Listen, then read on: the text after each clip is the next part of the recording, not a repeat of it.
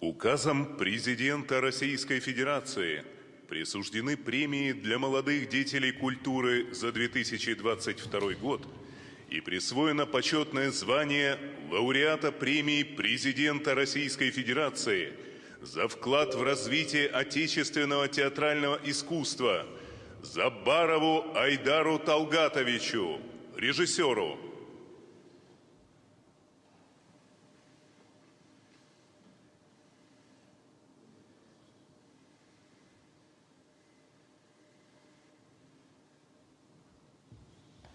Здравствуйте. Я бы хотел начать со слов благодарности в первую очередь Республике Татарстан, откуда я родом, где я стараюсь активно работать.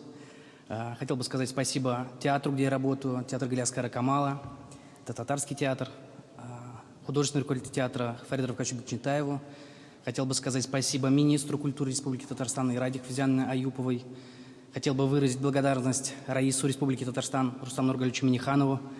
В республике большое внимание уделяется развитию культуры и театра. И вообще мне кажется, что в Татарстане нет слова, они не знают слова «нет», потому что все творческие инициативы, все творческие предложения всегда поддерживаются на всех уровнях. Я рад и счастлив там трудиться.